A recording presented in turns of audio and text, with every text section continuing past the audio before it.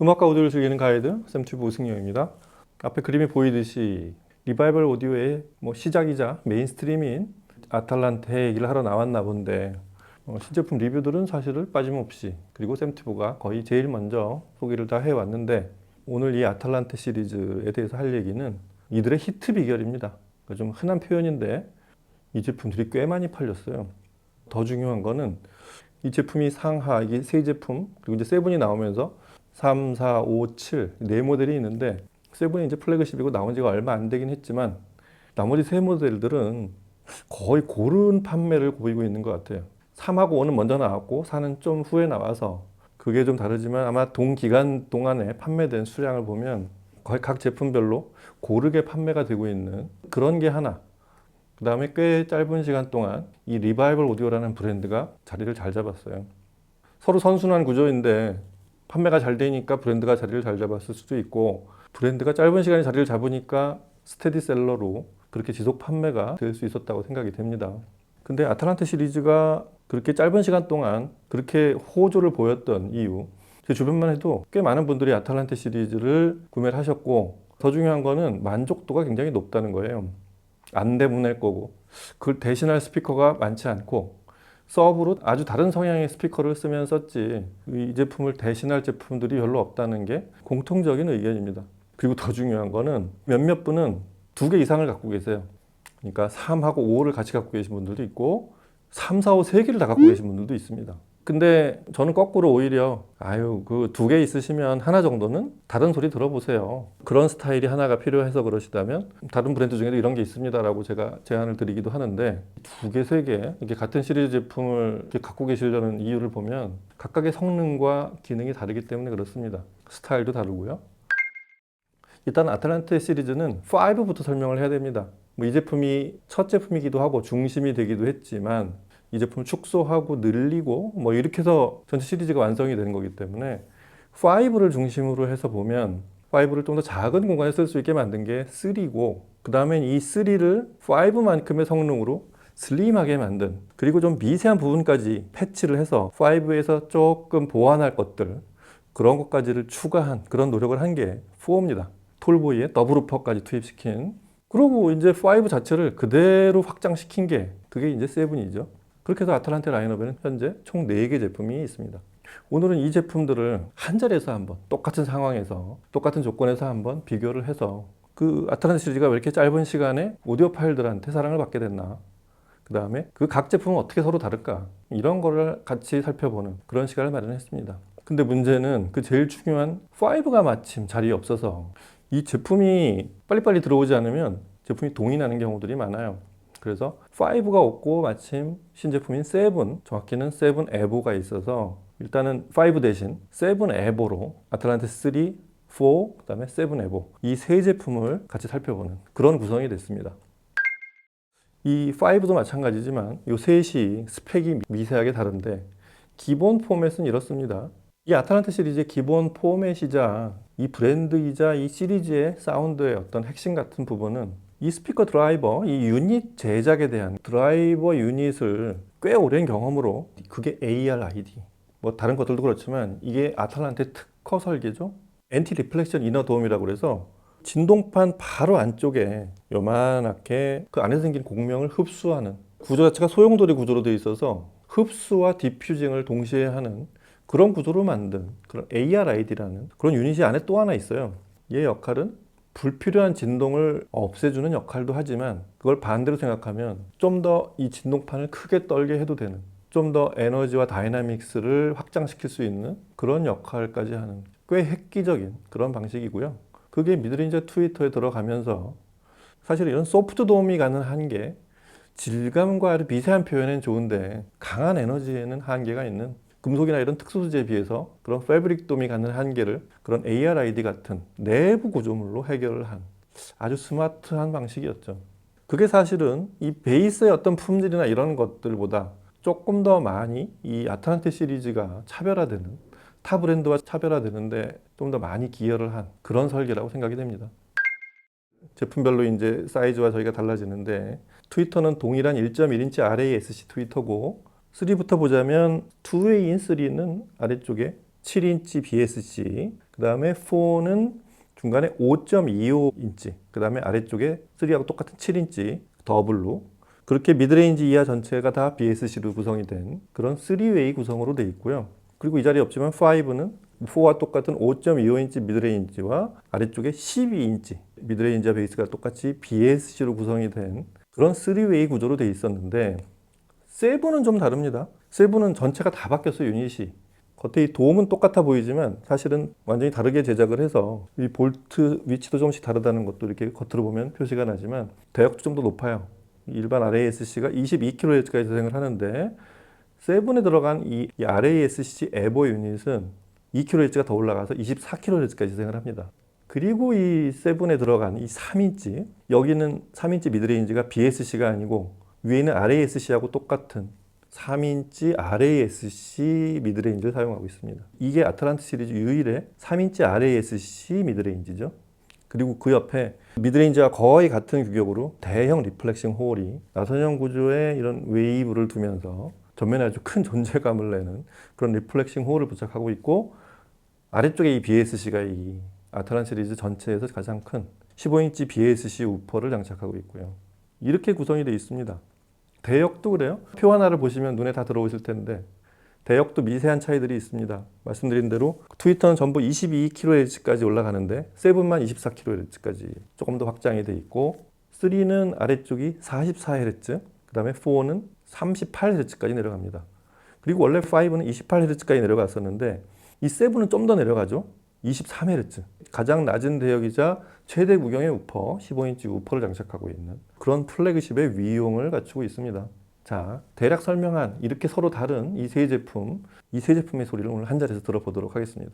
이 중에 뭘 들을까 하다가 세 제품을 이렇게 말로 아닌 음악으로 들어서 바로 구분이 되시게 두 곡씩, 세 곡씩 하면은 그 음악 듣는 시간만 10분이 넘어가니까 똑같은 두 곡을 3, 4, 7 이 세 제품으로 비교해보는 시간을 한번 마련해 봤습니다. 자, 음악 들어보시죠.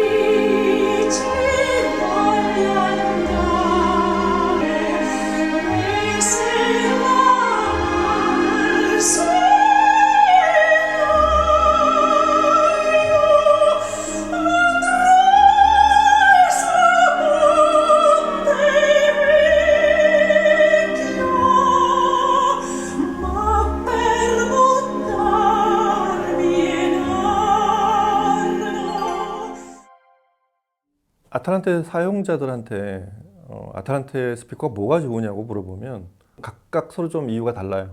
어떤 분들은 사운드가 보기보다 하이엔드적이다. 이 보기보다 하이엔드적이란 말이 애매한데 이렇게 모양을 보면 뭔가 이렇게 레트로스럽고 그런 소리가 날 것 같아서 들어봤는데 최신의 스피커의 소리에 가까운 그런 소리를 내주는 각진 디자인, 이 묘한 이질감이 이 제품을 상당한 매력을 느끼게 한다는 거예요. 일단 그게 하나. 그거랑 거기서 연장선의 얘기인데 제품이 멋있다 이거예요. 가구 같은 느낌. 그러니까 이런 빈티지 스피커들 그냥 소리가 안 나도 장식용으로 갖다 놓는 분들이 은근히 많습니다. 근데 이 스피커는 음악을 들으면서 그런 가구 같은 느낌을 주는 A&A 쿠어렌인가요? 이 전문 디자인 회사가 있잖아요. 그래서 이 디자인 보면 그냥 우리가 아는 평범한 나무 마감 같지만 색깔도 살짝 그 체리목에 가까운 약간 붉은 빛을 띠면서 어두운 색조, 그리고 패턴도 그렇지만 가운데 이렇게 띠를 하나 두른 요게 아주 신의 한 수예요. 다른 나무하고 이 마감이 달라요. 그 부분을 이렇게 줄을 파내고서 결이 다른 그런 나무를 그 안에 끼워 넣은 것 같아요. 그런 방식으로 만들었는데 그게 묘하게 이 디자인적인 거지만 그게 없었다면 전체가 좀 단조로울 수 있는데 시각적으로 쉬어가는 휴식을 주는 그런 효과가 있는 절묘한 디자인이에요. 간단히 말하면 그런 것도 이 제품을 멋있게 보이게 하는, 갖고 싶게 하는, 그런데 꽤 크게 기여한 아주 작은 부분이지만 실제로 구매할 때 보면 작지 않은 그런 선택 요인이 되는 절묘한 디자인입니다. 그 다음에 이제 결정적으로 사운드예요. 그 디자인이 어쨌든 간에 사운드적으로 너무 이렇게 얄쌍맞은 하이엔드라고 해서 너무 대단히 얄쌍맞고 현장음을 재현하는 과정에서 사라진 오디오적 쾌감들이 있어요. 그게 대략 뭔지는 아마 아실 거예요. 이 아탈란테 시리즈는 그런 것들을 버리지 않았어요. 제가 왜 이 리바이벌 오디오의 제작자들이 경험이 많다고, 경험이 많은 표시가 난다고 생각하냐면 이 오랜 동안 하이파이, 이 하이엔드 스피커 사용자들이 뭘 원하는지를 굉장히 정확하게 알고 있는 거예요. 거의 그 마음을 꿰뚫고 있어서 어떤 거는 이게 실제 음에 더 가깝지만 사람들은 이런 걸 좋아한다 할 때는 그거를 아주 묘하게 결합을 시키고 제외시키질 않습니다. 그게 사실은 제가 아는 이 아탈란테 시리즈 사운드의 가장 큰 매력이라고, 이 회사의 시그너처 사운드라고 생각이 됩니다.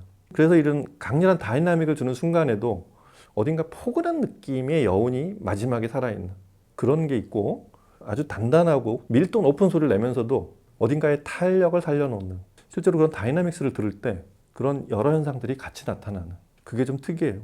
그래서 이렇게 단순한 디자인의 구성에서 소리에는 굉장히 많은 게 들어있는 그런 사운드를 들려줍니다. 다시 말하지만 그런 사운드의 배경에는 경험 많은 제작자의 의도가 들어가 있다는 거죠. 셋의 용도가 5 대신 7이 있지만 이렇게 다릅니다. 이 중심이 되는 5를 기준으로 하자면 5는 딱 메인 스피커, 공간은 약 10평에서 20평, 이 공간을 채울 수 있는 다이나믹하고 질감 넘치고 전 대역이 매끄럽게 연결된 그런 레퍼런스 스피커라고 한다면, 3는 그보다 작은 방에서 그 품질을 그대로 같은 비율로 축소시킨, 일반적으로 북쉘프, 스탠드 거치형에서 설정하는 상위에 있는 제품에서 낮은 대역을 다 포기한다거나 뭐 이런 식으로 설정하지 않고 그대로 축소를 시켰어요. 그게 3입니다. 3도 낮은 대역이 44Hz가 결코 이게 저역이 안 나오는 그런 대역이 아닙니다. 꽤 큰 스피커에서도 40Hz 정도까지 설정이 되어 있는 그런 스피커들도 많기 때문에 그래요. 그래서 3는 크기만 작지 5보다 작은 방에서 쓰기 위한 작은 5예요. 그래서 3는 약 5평에서 10평 정도의 공간, 이 정도에서 5의 소리를 좀 더 컴팩트한 음상과 스테이징, 어떤 면에서는 배치를 좀 서투르게 한 5보다 좀 더 정밀한 소리를 들을 수 있는, 뭐 작은 스피커의 장점처럼 그렇게 들을 수 있는 막내 모델이고요. 4가 독특하죠. 4는 디자인만 다르게 한 5하고 거의 맞먹는 수준의 대역과 다이나믹스를 갖춘, 제가 듣기로는 오히려 베이스의 양감은 7인치를 더블로 구성한 트윈 우퍼를 가진 아탈란테 4 쪽이 10인치 우퍼 하나를 둔 5보다 저역의 양감은 좀 더 많이 나온다고 생각이 됩니다. 그리고 이제 7은 그 모든 거에 위로 쭉 올라간 그런 스펙이죠. 유닛도 다 새로 개량을 했고, 우퍼 사이즈도 최대 크기로, 그 다음에 미드레인지도 이 회사 유일의 RASC 소프트 돔으로 만들고, 이런 것들은 7만이 갖는 특별한 상황입니다. 그래서 7은 5를 그대로 대체할 수도 있고 5보다 더 큰 공간에서 구사할 수도 있지만, 같은 공간에서 5보다 좀 더 많은 퍼포먼스를 들려주는, 5랑 같은 공간에서 듣기에는 좀 더 큰 스피커, 좀 더 스펙이 커서 그보다는 공간이 더 넓어야 된다, 이렇지는 않아요.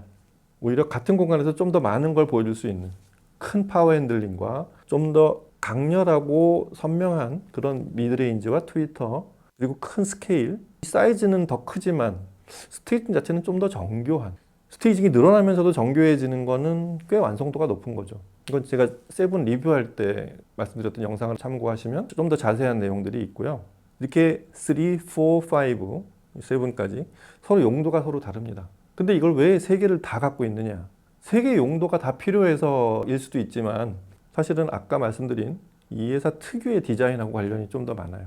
마치 서로 성격이 다른 그런 형제들을 같이 모아놓고 이렇게 같이 살고 싶은 느낌? 이 세 개를 다 갖고 계신 분들을 보면서 그거다라고 생각을 했어요.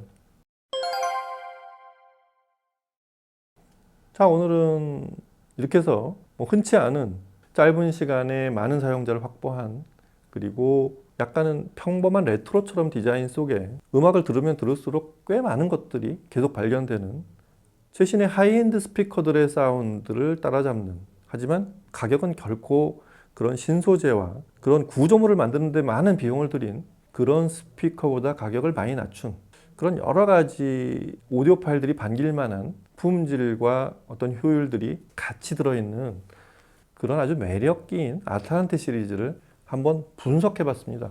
왜 이 스피커는 그렇게 많은 사람들이 집에 가져가면 좋다 하고 한 개도 아니고 두 개, 세 개씩을 같이 갖고 있고 싶어 하느냐 궁금했거든요. 저도 생각도 많이 해봤고 실제로 왜 그런지도 한번 여쭤봤습니다. 그런 배경이 있다는 거 같이 얘기를 좀 나누면서 살펴봤고요. 기존의 아탈란테 시리즈를 한두 개씩 혹은 세 개를 다 갖고 계신 분들은 이런 영상을 보면 참 반갑지 않을까 싶습니다. 그래 내가 그 얘기야.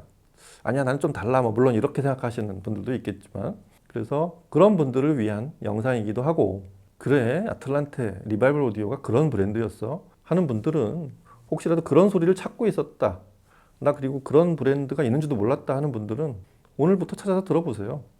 3, 4, 5, 7, 뭐 4개나 선택할 수 있는 이런 레인지가 넓은 브랜드가 됐고요. 아마 대부분의 사용자들이 그랬듯이 음악을 좋아하신다면 이거를 내 공간에 들여놓은 순간부터 이 아탈란트 시리즈 스피커에 점점 빠져들게 될 거라는 것도 같이 알려드립니다.